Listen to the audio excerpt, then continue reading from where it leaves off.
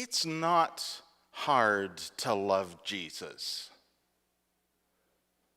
I know what you're thinking. Right away you're thinking, but if that's true, Robin, why is that there are so many people who don't? So first of all, let's not be quite so judgy about that. First of all, because there are people that may know Jesus that we don't know. There may be people who know Jesus the same way they know God, by another name. There may be people who see Jesus all around them, but maybe don't need to name that as we do. And there may be people who know Jesus but just don't know that. The same way we know God but might not realize it. The thing is, we don't know for sure, except in what we can see and engage and be part of. And that's the thing. It is easy to love Jesus, the Jesus who heals the sick, the Jesus who feeds the poor. It's easy to love the Jesus who calms the storm and does great and amazing miracles, like, say, turning water to wine at a party. It's easy to love the Jesus who has children come to him and sit on his knee. It's easy to love the Jesus who blesses people with kind words from the side of a mountain or out on the plain. It's easy to love the Jesus who brings us comfort in our pain. It's easy to love the Jesus when we hear the stories of him bringing comfort to others in their pain. But the Jesus we just heard in Matthew's gospel kind of doesn't sound like the Jesus we know. But it is. See, this is one of those moments where we come to the Jesus that suddenly we think, ooh, that's not the Jesus I know. He must mean this. He doesn't mean that. He must mean this. And we try and explain it away. Or we suggest that this isn't actually Jesus speaking. It's the author of the gospel speaking what he wants to say, or she wants to say, or they, the community, want to say.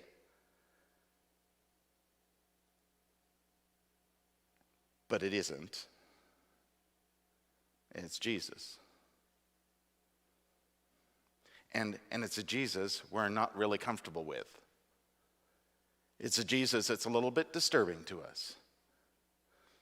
I don't bring peace. I bring a sword. I'm going to divide families.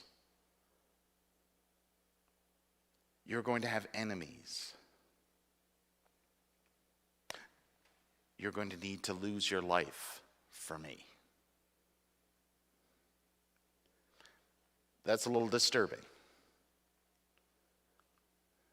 And it sure doesn't sound like the Jesus that we preach about when we can sit in our comfortable pews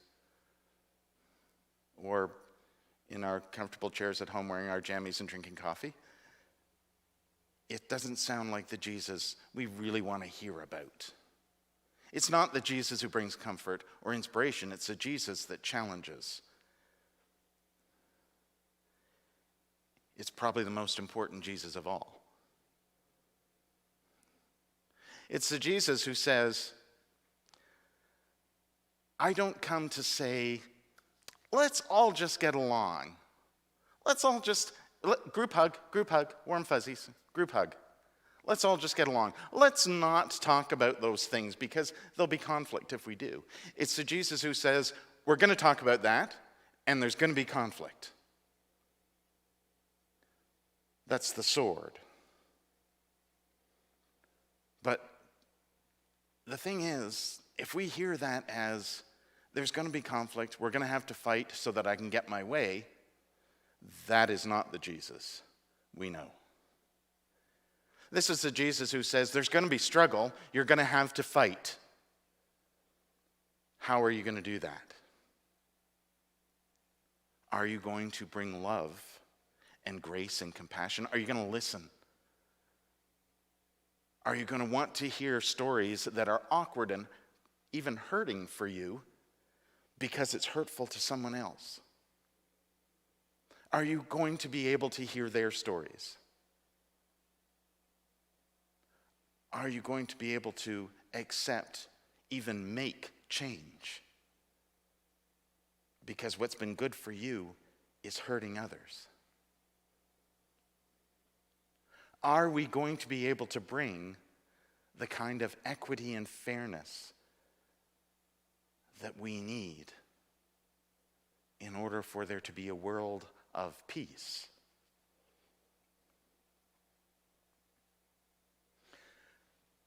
That's going to set sons against fathers. Sorry, I know it's Father's Day. And daughters against mothers. Families against each other. Let's just maybe rethink that word against just for a minute. Because we see opposition and conflict as a win situation, we've got to win, we've got to have our way. We're not listening, are we? We're only listening in order to reply, or to respond, to defend our position. What if we listened to understand?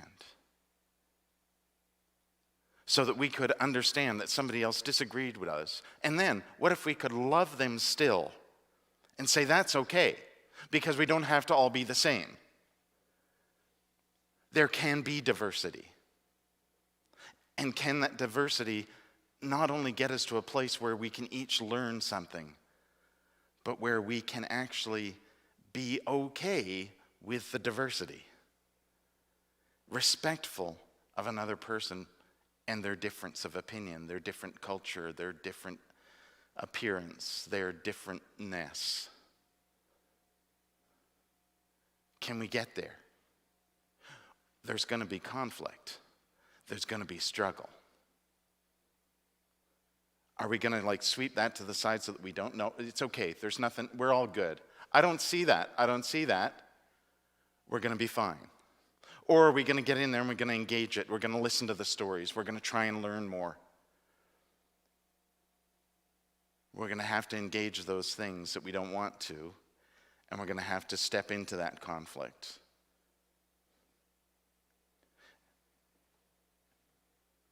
To lose one's life to Jesus is to let go of all of the structures and societal things, the institutionalized things that are protecting us from having to engage all that other stuff. To lose our life to Jesus is to be Jesus to the world. To engage those things with love and compassion and grace. I like to say that when Jesus meets people, and we read those stories of Jesus healing people, that we read a story where there's a moment where Jesus heals them, boom, moves on. I think the way that story really happened was Jesus sat down with them and said, "How's it going? Tell me your story. Let me help you." I say that lots. And it may sound like what I'm saying is that Jesus patiently sits there and goes, there, yeah, good for you, and gives them a little pat on the head and they're healed. And that's not what I think happens there. I think there's some back and forth. I think Jesus maybe challenges them a little bit too, as well as providing comfort and care. There might need to be a moment where Jesus says, "Have you considered this? Or have you considered approaching it like this?" And that other person might go, "No. Why would I do that?" And Jesus talks about it with them a little bit more. Maybe reminds them about love and grace and compassion and all of those things. Maybe there's more to it than just the comfort.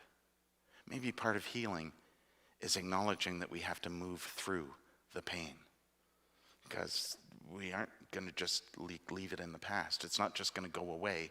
We own it now. How shall we move through it? And to do that with Jesus means that we might have to let go of some of those things. We might have to just listen to a difficult conversation. We might have to hear a story that we're part of, and not in a good way, and try and make that better, to make it right, to make it fair, to make it like Jesus. That's the peace Jesus brings, right? So many people have described peace as not being the absence of conflict, but the presence of justice, the presence of love and grace, the presence of God in that. That's the peace we're looking for. That means we have to engage things. It might mean there's conflict, but we engage in that conflict as Jesus taught us, with love and grace, to be Jesus in that moment. That might require us to take a stand. It might require us to protest. It might require us to speak out. It might require us to just shut up and listen for a while, but to then be prepared to act on the understanding and knowledge we have gained.